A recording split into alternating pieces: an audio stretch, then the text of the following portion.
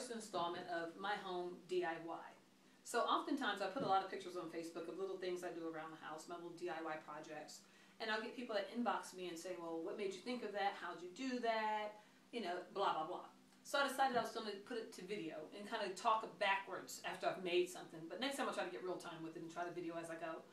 But my most recent project was inspired by a picture I had seen on the web.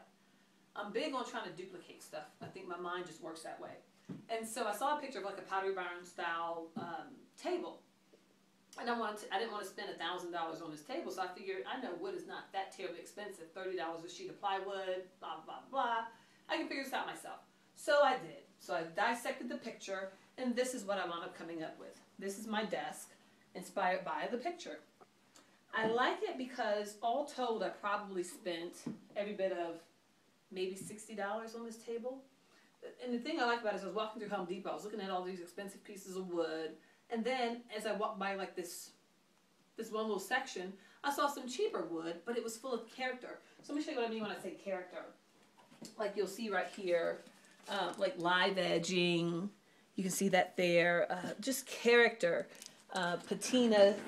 Today people are big on this reclaimed wood thing, so you'll notice like the variation in the colors on the wood, and each, what is this, a 1x8 or so, costs every bit of like $1.60 per piece of wood. So, you know, depending on how long you wanted it or how wide you wanted it, the width or the length, it just depends on how much money you're going to spend on the wood. But it didn't exceed $2 a board. And then I just started embellishing it, and if you see like on the side, probably the most complex part of this whole project was trying to get these angles correct. That was hard. And you're going to need a miter saw for that because it's tricky. And you had to play with math in your head and get really mechanical. And then I just add this little piece of wood here as an embellishment. So if you look at it from this angle, it's a really cool piece of structure. And I like it. Right now I'm just kind of torn, and I put it on pause because I kind of work in inspirational spurts. So right now I'm kind of in a standstill because I'm not sure if I want to stain it and give it a darker color. But I think that's going to throw what I'm trying to do off. Or do I just want to polyurethane? And what that'll do is bring out the natural colors and not change the integrity of what I'm trying to do in the room and in the space. So from this project spawned a mini project, which was a smaller version of the same table.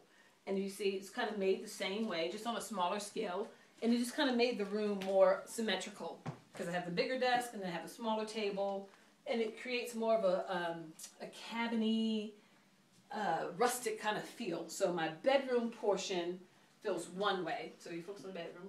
That's got a feel to it that transitions back over here and creates more of a rustic, beachy kind of feel in a weird kind of way. So all we need is the beach and we'd be good to go. So that's kind of where my inspiration came from the table. It took me a day to make this table. Well, maybe 2 days.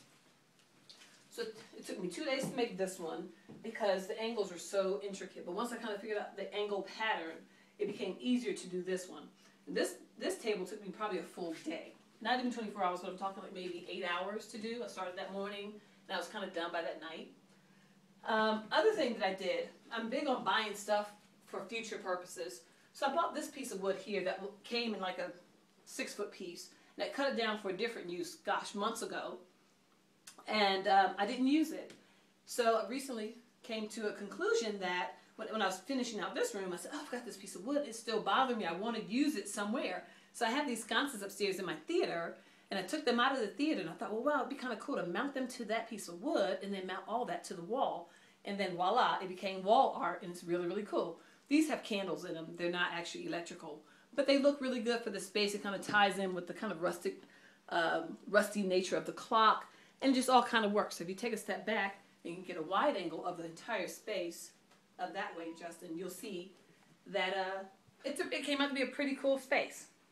The thing that's missing on that wall with the TV, I'm not sure what I'm going to do with that yet. So again, I haven't gotten inspired to figure out what I want to do. Am I going to throw some pictures on there? Am I going to put a splash of orange on the wall and kind of bring in the color of this fabric from the drapes that I told you guys to stay tuned for because they're going to be used in a different kind of way? So I love the brightness of the orange. It just brightens the room. It plays very well against the robin's egg green. And I just love my space. So I just want to show you how, in a later video, I'll show you how you can take things from your existing house, move them around in different ways, and you can create a whole new space, having just moved what you already have, maybe add a couple of things to it, and you create a whole new space. And this can go on forever and ever and ever and ever. So this is my way of trying to not move all the time, repainting, removing things around, and just building stuff myself. It's fun, it's creative, it's an outlet for me, and it's very simple. And if I can do it, you can too. So please be inspired, be encouraged, and until the next video, have fun and go do it.